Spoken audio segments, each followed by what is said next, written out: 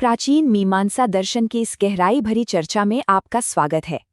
आज हम एक बेहद ही दिलचस्प, बल्कि यूं कहें कि थोड़े अजीब विषय पर बात करने वाले हैं। हम देखेंगे कि कैसे हमारे प्राचीन भारतीय विद्वानों ने बड़े बड़े ग्रंथों के आपसी टकराव को सुलझाने के लिए एक बहुत ही साधारण सी मानवीय क्रिया का सहारा लिया। और वो क्रिया है जम्भाई लेना। जी हाँ, बिल्कुल सही सुना आपने, बस एक जम्भाई।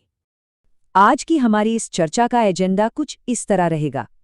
सबसे पहले हम बात करेंगे जम्हाई के विवाद पर, उसके बाद व्यक्ति बनाम अनुष्ठान, फिर वाक्य बनाम संदर्भ, उसके बाद पवित्र स्नान का मामला और आखिर में प्राचीन नियमों की व्याख्या।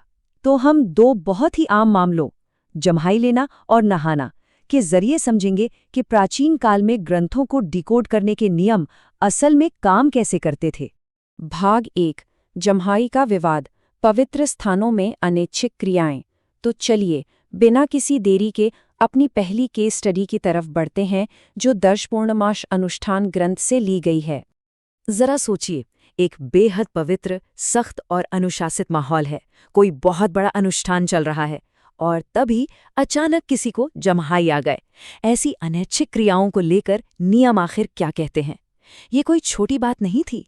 सवाल ये था कि अगर अनुष्ठान के बीच ऐसी कोई क्रिया हो जाए तो इसे सुधारने की जिम्मेदारी किस पर है?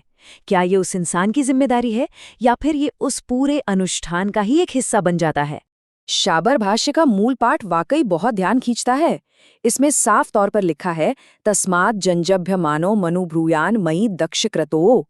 आसान शब्दों में कहें तो जब भी जम्हाई आए तो व्यक्ति को अपने प्राणों की रक्षा के लिए एक खास मंत्र का उच्चारण करना चाहिए। ये मंत्र इंसान के भीतर प्राण और अपान सांसों को सुरक्षित रखता है। लेकिन असली पेच यही फंसा था। इस मंत्र को पढ़ने का मुख्य उद्देश्य क्या है, अनुष्ठान या इंसान? भाग 2, व्यक्ति बनाम अनुष्ठान, दांव पर क्या है ये तय करना। इस पूरी डिबेट को गहराई से समझने के लिए हमें संस्कृत व्याख्या शास्त्र के दो बहुत ही अहम सिद्धांतों को समझना होगा। यही वो सिद्धांत है जो तय करते हैं कि आखिर ज्यादा जरूरी क्या है, इंसान या फिर वो अनुष्ठान। पहला सिद्धांत है प्रकरण, जिसका मतलब होता है व्यापक संदर्भ या वो पूरा माहौल जिसमें क्रिया हो रही है। अब अगर हम प्रकरण के चश्मे से देखें तो तर्क ये बनता है कि भाई चूंकि जुम्हाई अनुष्ठान के बीच में आई है, इसलिए वो जो मंत्र पढ़ा जा रहा है वो उस अनुष्ठान को पूरा करने या उसकी पवित्रता बनाए रखने के लिए ही है, मतलब सब कुछ अनुष्ठान के लिए। लेकिन दूसरा सिद्धांत है पुरुषार्थ, और ये कहानी को पूरी तरह पलट देता है। पुरुषार्थ का तर्क है कि इस मंत्र का उस बड़े अनुष्ठान से कोई लेना देना है ही नहीं। ये मंत्र सीधे तौर पर उस इंसान को फायदा पहुंचाता है, क्योंकि ये उसकी सांसों और उसकी लंबी उम्र की रक्षा करता है। तो यहीं पर होता है सबसे बड़ा वैचारिक टकराव।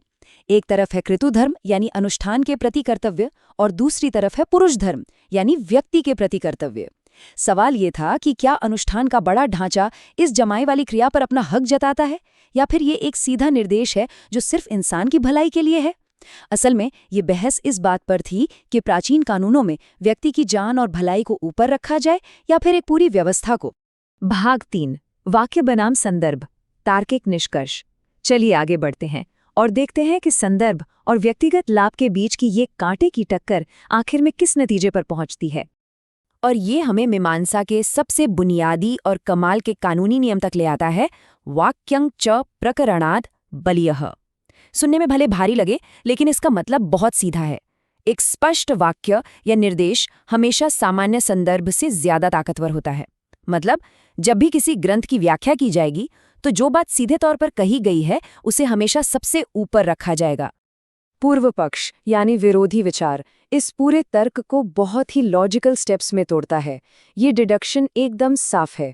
क्रिया एक अनुष्ठान में हुई, ठीक है, लेकिन एक सीधा वाक्य उस क्रिया को सीधे इंसान की सांसों से जोड़ देता है, और जैसा कि हमने अभी जाना, सीधा वाक्य हमेशा संदर्भ से बड़ा होता है।